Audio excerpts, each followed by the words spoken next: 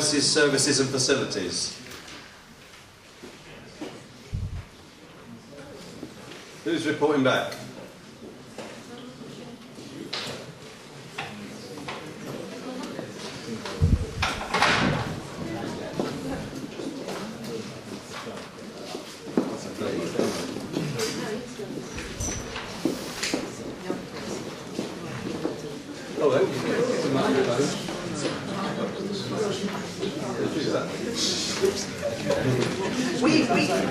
We digressed a bit, as you can see from the chart. We talked about all the things that weren't there, all the things that we thought should be there. The last 2 minutes we came up with some sorts of solutions, but there weren't just three. There were lots of things that could feed into it. One of the things was for young people to take charge. Information, or take charge of their future. Okay. The three biggest points that came through the whole workshop was mirroring other groups and things that work, and using them as the blueprint for other activities. Empowering and guiding young people to make decisions about things that affect them. And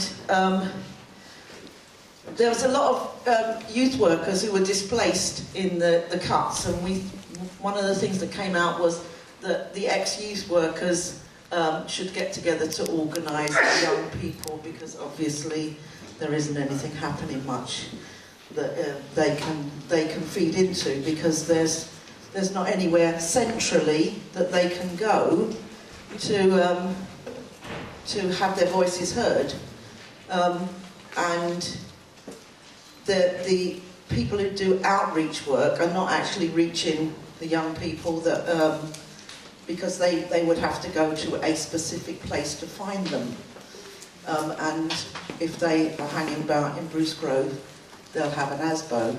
So there aren't places where young people can congregate to find out what they want to do.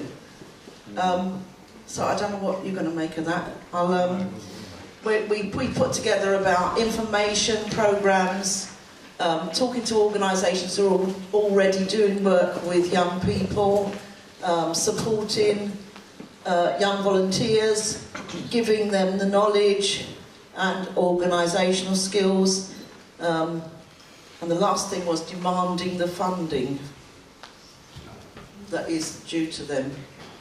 Right, okay. To be spent on them. Right then.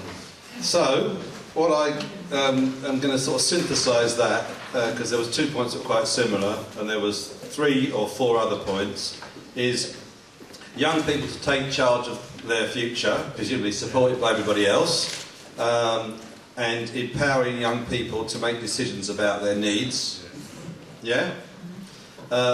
Using successful groups as examples, not really an action point, but that we should promote successful examples to young people, and in fact to everybody really. 3, ex-youth youth workers to get together, form some kind of network, outreach, or link up with young people, because whatever, and obviously need more. That's something we could facilitate. Need more places for young people to congregate, so I suppose it's campaign for more places for young people to congregate, and talk to organisations working with young people, presumably involve them in whatever kind of network, and also demand the funding that is due to young people, that we should support them demanding that funding, presumably for them to decide what to do with it. Okay, as a package, can you live with all of that? If you can, stick your hands up. If you can't live with it, stick your hand up. Could I have one thing in? Yeah, just hold 1 second. No one's okay. So everyone can live with it, and you want to add something. As you said on previous ones, where we could compare the facilities, both buildings and funding for the east and the west of the borough, and try and make a comparative sort of input both in the buildings and in the facilities on the east that's comparable with the west. Yeah. You know, as a way What happens if we find that much more funding goes into the east than the west? I know, well, then let's look at where it goes to. I mean, where the funding is put into. Stafford, what? No way. Depending on what it's put into. Yeah. They're not funded by the council anymore in Muswell. Musical funding, you know, for young musicians and so on. Okay. It's all based in the west. Okay, I mean this point came up earlier about comparing east and west, but also about comparing with other boroughs that have got better level of services. I think we should have the best in Tottenham that exists anywhere in London or the UK. And depending what they are though, You know. what the funding is into, that's what I'd be interested Yes, in. so there's something about comparing funding levels for youth services to make sure that Tottenham gets what we need. And appropriate things, you know, Okay. not just sort of firefighting, the things that are more positive and more... Okay. Yeah. I think that is kind of incorporated with the other points about young people deciding on their needs and having the funding available. We kind of just think remember on what we said about taking charge, directly using the charge.